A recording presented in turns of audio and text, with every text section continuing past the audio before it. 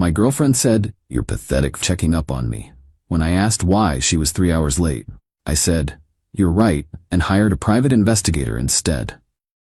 The photos arrived this morning, along with her pregnancy test results that aren't mine. I, 34 male, got the manila envelope this morning, hands shaking as I opened it. Should have trusted my gut 3 weeks ago when everything started feeling off. 3 weeks back, Tuesday night. Jasmine, 31, was supposed to be home by 7 p.m. after her book club. We'd been together 4 years, living together for 2. At 10:15 p.m., she walks in like nothing's wrong. Me, "Hey, everything okay? You're pretty late." Dropping her purse, annoyed. "Seriously?" We grabbed drinks after, lost track of time. Me could have texted, was getting worried, rolling her eyes. "Oh my God, are you really doing this? I'm a grown woman, not your property." "I didn't say you were. Just a heads up would have been nice." Voice getting sharp. "You know what? You're pathetic for checking up on me. This controlling behavior is exactly why my friends think you're toxic." That stung. I'd never been controlling, never checked her phone, never questioned her friendships. This was literally just asking about 3 hours of radio silence. Me, "I'm not checking up on you. You said 7, it's past 10. That's just basic communication." Whatever, I don't need to report my every movement. Get a hobby instead of sitting around waiting for me like a lost puppy. She stormed off to shower. Left me standing there, confused. Since when was concern pathetic? The next few days, more red flags. Working late became routine. Client dinners popped up last minute. Her phone was suddenly face down everywhere, password changed. When I mentioned any of it, same response. I was being pathetic, controlling, insecure. Friday night, she comes home at midnight, smelling like cologne that wasn't mine. Me, "Jasmine, we need to talk. If this is another interrogation about my whereabouts, save it. You smell like men's cologne." Laughing, but it sounded forced. Derek hugged me goodbye. He always drowns himself in that stuff. You're really reaching now. Derek, her coworker in accounts, divorced last year, bit of a player according to office gossip she used to share. Just Derek. You're pathetic, you know that? Maybe if you spent less time paranoid about what I'm doing, and more time being interesting, I wouldn't need to stay out just to have adult conversations. That's when I made the decision. She was right, I was being pathetic. Me, "You're absolutely right." Surprised. "Oh. Good, finally. I'll work on myself, sorry for being clingy." Next morning, I Googled private investigators, found Glenn, former cop, specialized in infidelity cases. $500 retainer, $75 plus expenses. Met him at a coffee shop Monday. "Glenn, what makes you think she's cheating?" Explained the late nights, cologne, defensive behavior. He nodded, "Seen it 1,000 times. I'll need her routine, workplace address, vehicle details, any specific concerns." Me, "Just need the truth, and check if this Derek guy is involved. Usually takes about a week. I'll document everything, photos, timestamps, locations, legal methods only." Felt dirty hiring him, but dirtier being gaslit every time I expressed concern. That week was torture. Acted normal, apologized for being clingy, suggested date nights she suddenly had no time for. She seemed pleased I'd finally gotten the message. Meanwhile, kept finding things. Receipt for lingerie I'd never seen. Uber charges to addresses I didn't recognize. Birth control pills in her purse. Weird since she had an IUD. Then this morning, Glenn called. "Glenn, can you meet? Have your report? Better in person." The envelope was thick. My coffee went cold as I flipped through it. Photos. Time-stamped, dated. Jasmine and Derek. Entering a downtown hotel at 2 p.m. last Wednesday, when she was supposedly in client meetings. Her car parked overnight at an apartment complex across town. The two of them at a pharmacy together. But the last page, that's what broke me. A photo of a receipt from the pharmacy. Pregnancy test, prenatal vitamins. Paid with her credit card. Yesterday at 4:47 p.m. We hadn't been intimate in 3 weeks. She'd claimed stress from work, needed space. "Glenn, there's more. The apartment she's been visiting? Lease shows Derek signed it 2 months ago. She's there 3 to 4 nights a week. Timeline doesn't look good for you being the father. I'm sorry. Paid him. Sat in my car for an hour just staring at the photos. 4 years. We talked about marriage, kids, buying a house together. While I was saving for our future, she was building one with someone else. Drove home. She'd left for work already. Walked through our apartment, her yoga mat in the corner, our photos on the walls, her coffee mug in the sink. How long had I been living in a lie? Found myself in our bedroom, looking at her side of the closet. That's when I noticed it. Small gym bag pushed to the back. Opened it. Lingerie. The missing pieces. A phone charger. And papers. Printouts of apartment listings, all in a different neighborhood. All saved in the last month. She wasn't just cheating. She was planning her exit, while making me feel pathetic for caring. Sitting here now, evidence spread on the kitchen table. She'll be home in 6 hours. Still processing what to do. But one thing's clear. I wasn't pathetic for noticing something was wrong. I was pathetic for apologizing for it. Update 1. 2 days later. Didn't confront her right away. Needed time to think. Lawyer buddy told me to protect myself first. Document everything. Understand my rights. We rent month to month, both names on lease. Most furniture's mine. Bank accounts separate, thankfully. She came home that night like normal.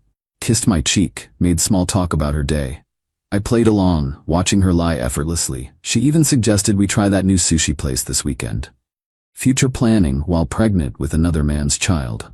The audacity. Yesterday morning she left for work. I called in sick, started packing her things, methodically. Every piece of clothing, every toiletry, every little thing that was hers. Labeled boxes neatly, put them in the spare room. Found more evidence while packing. Love notes from Derek stuffed in book pages. Hotel key cards in jacket pockets. Pregnancy books hidden under her side of the bed. Then I did something maybe petty. Changed the apartment's Wi-Fi password. Changed my Netflix, Hulu, HBO passwords. Removed her as authorized user on my credit card she used for emergencies. Canceled the gym membership I paid for. Took her name off my AAA account.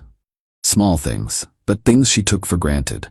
At 3 p.m. while she was at work, Derek's apartment according to Glenn's tracking, I sent an email to our landlord, informed him I'd be terminating my portion of the lease with 30 days notice. Attached documentation that I'd found alternate housing for my co-tenant. Professional, clean. Then I waited. She came home at 11 p.m., 3 hours late again. Jasmine. Babe, why is the Wi-Fi not working? Me, oh, had to change it. Security update. Jasmine, can you give me the new password? Me, sure, it's Pathetic X 2024, capital P and E. She laughed nervously, typed it in. Didn't work. It's not working. Oops, sorry, typo. It's actually Pathetic X 2024, no extra T. Her face changed. Got the message. What's going on? Your boxes are in the spare room. Lease termination notice is on the counter. You've got 30 days to figure out your situation. Excuse me, what are you talking about? I slid the envelope across the table. The photos spilled out. Her with Derek, the hotel, the pregnancy test receipt. Face white, then red. You hired someone to follow me? Yep. Turns out I'm pathetic like that.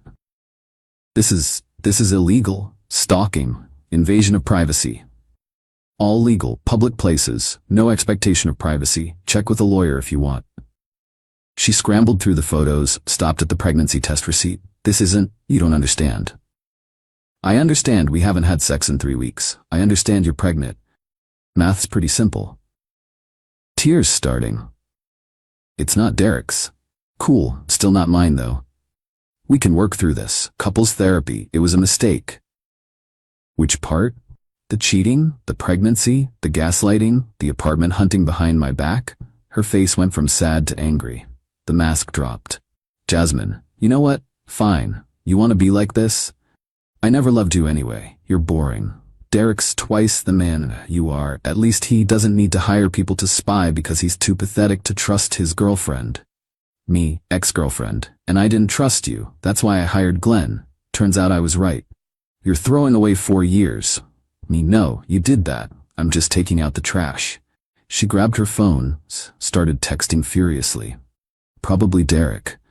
I'm staying at Derek's tonight. But this isn't over. I have rights. I'll sue you for emotional distress, for harassment. Me, good luck with that. Don't forget your pregnancy vitamins in the bathroom cabinet. She stormed to pack an overnight bag, came back 20 minutes later. My gym membership isn't working. Me, canceled it. You can't do that. I paid for it. I can. I need my Netflix login. Get your own account. Derek can afford it, right? She called me every name in the book: pathetic, controlling, abusive, manipulative. Then dropped the bomb. "I'll tell everyone what you did. How you stalked me, invaded my privacy. Good luck dating when every woman knows you hire PIs to follow girlfriends around. Tell them how I hired a PI after you gaslit me for asking why you were 3 hours late. Tell them about the pregnancy that's not mine. See how that story plays out." She left, slamming the door. But I knew this wasn't over. People like Jasmine don't just accept consequences. Update 2. 1 week later. The smear campaign started immediately. By Thursday, my phone was blowing up. Mutual friends, her family, even some of my coworkers. "Heard you hired a PI to stalk Jasmine. That's seriously messed up." Jasmine's devastated. "How could you kick out a pregnant woman?" "Never thought you were the controlling type. Guess we never really know people."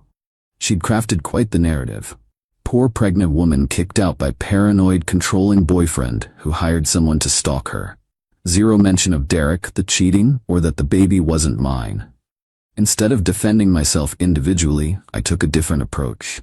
Made a simple Facebook post. "Since people seem interested in my relationship status, yes, Jasmine and I broke up.